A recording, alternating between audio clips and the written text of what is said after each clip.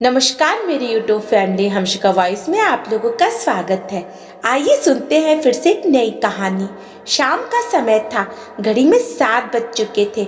ममता जी रोज शाम 5 बजे तक अपना खाना खा पी कर इस समय अपने रामायण पाठ कर वॉक पे निकल जाती थी, पर पता नहीं क्यों आज अपने कमरे के बाहर अभी तक नहीं आई। उनकी 10 वर्षीय पोती सानवी 2-3 बार कमरे में आके देख भी चुकी थी। दादी के रामायण पाठ तो आज कुछ लंबे ही जा रहे थे। यही तो वक्त होता है कि जब वो अपनी दादी के साथ बाहर घूमने जाती थी, नहीं तो स्कूल और कोचिंग में ही पूरा दिन निकल जाता था। यही तो सुकून के पल होते थे जिसमें वो अपनी मर्जी से खुलकर सांस लेती थी और दादी से नए किस्से कहानियां सुनती थी। थोड़ी देर बाद सानवी ने कमरे में वापस आकर देखा तो दादी तो आज इतनी जल्दी सो भी चुकी थी। एक बार तो सोचा कि दादी को जाकर उठाए, पर ऐसे किसी को नींद से जगाना अच्छा नहीं होता है। सोचकर दरवाजा धीरे से बंद कर बाहर चली आई। हॉल में आकर टीवी चालू कर बैठ गई। इतने में उसकी मम्मी वंशिका अपने कमरे से निकल आई और बोली, अरे सानवी बेटा, तुम यहाँ टीवी देख रही हो? आज घूमने नहीं गई? नहीं मम्मा, दादी आज जल्दी सो गई, सानवी ने उदास होते हुए कहा। आज मम्मी जी जल्दी सो गई? क्या बात हो गई बेटी? उनकी तबीयत तो ठीक है ना? उन्होंने कुछ कहा? नहीं मम्मी, मैं जब उनके कमरे में गई थी तब दादी सो चुकी थी। अच्छा चलो ठीक है, तुम टीवी देखो, कहकर वंशिका अपने कमरे में आ गई। कुछ देर बाद उसका पति तनुज भी घर आ गया। सानवी को टीवी देखते हुए देखकर बोला, अरे सानवी बेटा, घूमने नहीं गई आज? टीवी देख रही हो? हाँ मम्मी जी, जल्दी सो गई तो सानवी टीवी देख रही है। चलो सानवी बेटा, जाकर अपने कमरे में सो जाओ, सुबह जल्दी स्कूल भी जाना है। वंशिका ने सानवी को उसके कमरे में भेज दिया। आज मम्मी जल्दी सो गई, तबीयत तो ठीक है ना, या कुछ हुआ था आज? तनुज ने पूछा।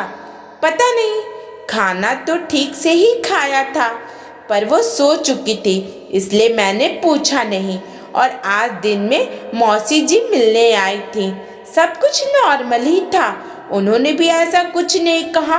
हाँ, मैं कुछ देर के लिए सानवी को लेने बाहर गई थी, जब लौट कर आई तो मौसी जी जा चुकी थी। उस समय कुछ हुआ हो तो पता नहीं। ठीक है, उन्हें सोने दो, डिस्टर्ब मत करना, कल सुबह बात करते हैं।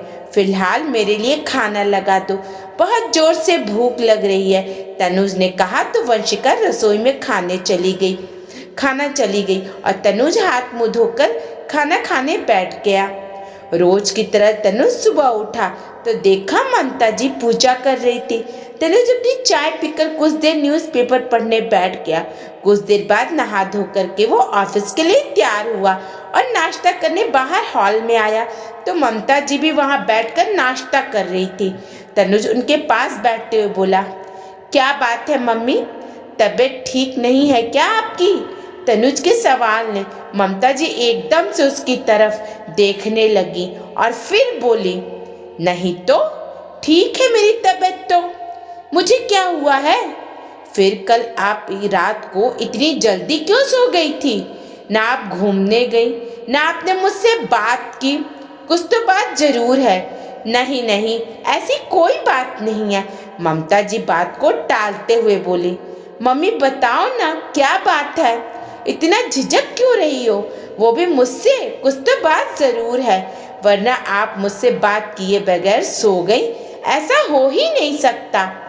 तनुज ममता जी के हाथ पर रखते हुए बोला।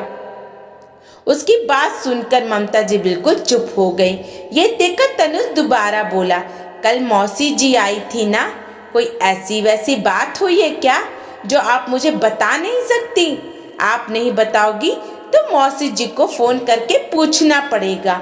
मौसी जी से पूछने की बात सुनकर मनोरमा जी बोली, जब उसे कुछ पता ही नहीं है तो वो क्या बताएगी? हाँ तो आप बताओ क्या बात है? आपको पता है ना, मैं बचपन से जिद्दी हूँ, आपसे बात बुलवा कर ही छोड़ूंगा। तनुज से कहते ही ममता जी बोली, हाँ जानती हूँ, बाबा की तो बचपन से ही जिद्दी है, जब तक मुझसे अपनी बात नहीं बुलवा लेगा मुझे छोड़ेगा नहीं। तो तू मेरे चेहरे के हाव भाव को कोई पढ़ लेता है, बस इस बार दिल की बात को नहीं पढ़ पाया। कहते कहते ममता जी उदास हो गई।